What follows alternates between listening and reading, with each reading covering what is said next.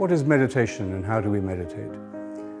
The word meditation is like the word medicine. It has this prefix med, which is a Greek prefix that means care or attention. When we meditate, we are being careful, we are paying attention. Meditation is a universal spiritual tradition, wisdom. We find it in all the great religious traditions of the human family. I remember years ago I was teaching meditation, Christian meditation in Australia. I was talking about the 2,000-year-old tradition of Christian meditation, going back to the teaching of Jesus on contemplation. And then an Aborigine, a Christian Aborigine who was in the audience, came up to me afterwards and thanked me for the talk, and he said, you know, our people, my people, the Aboriginals, he said, have been meditating for 40,000 years. We call it Didjeri, which is a silent, non-questioning awareness, a harmony with the world around us. They go to a sacred place, maybe a rock or near the river. He belonged to a river people. And he said, we just sit beside the river and feel the flow of the river, and we open ourselves to the presence that is in nature. So meditation goes back to the very earliest intuitions of humanity about what lies deeper than the senses or deeper than even our rational mind. In meditation, you could say we go from the mind to the heart, from thought into silence, from words and images and planning and problem and analyzing, all the things that we do all the day in our active minds. We go deeper than the mind. We go into that place of the heart. The heart is not just a romantic, emotional symbol. We find the heart as a symbol in all the spiritual traditions, and it is a symbol both of the interiority of the human person and also of the wholeness of the human person, where the body, the mind and the spirit converge into the true self, into the person I most deeply and truly am through all the years and all the experiences of my life. So meditation is our journey of consciousness, shifting the center of consciousness from the mind to the heart. And we do that not by trying to achieve anything, but simply by being still. Stillness is the primary experience of meditation. So when you meditate, sit physically still. The stillness of body will help to bring you to a stillness within, a stillness of mind. Then we also practice silence, because in silence we are learning to pay attention. Remember that word med, to pay attention.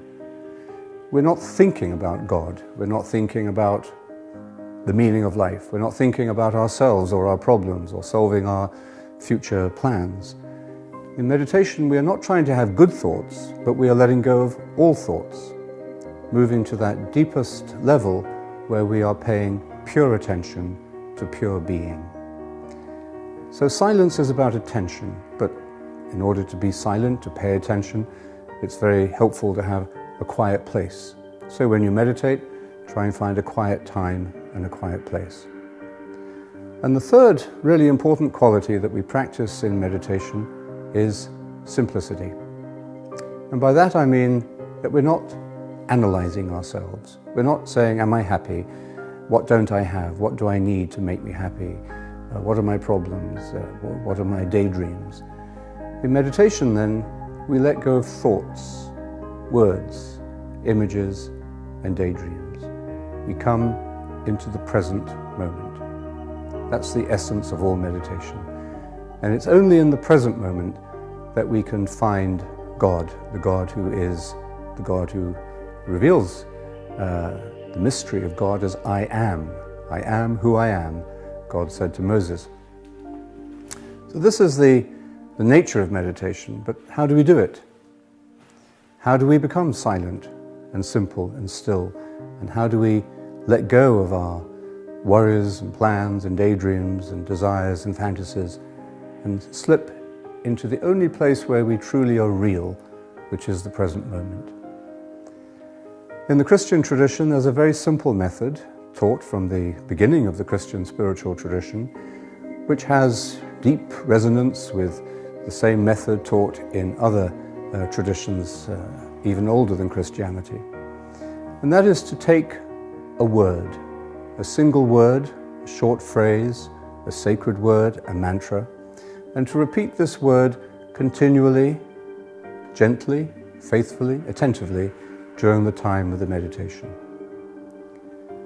The saying of the word is what focuses our consciousness. It's what stills the mind. It's what takes the attention off our busy, active and distracted minds. So you don't have to fight your distractions, just let them go. And when you do get distracted, which of course happens all the time, when you do get distracted, simply come back to the saying of your word. The next most important thing is to know what word to choose. And because you want to stay with this word all the way through the meditation and from day to day.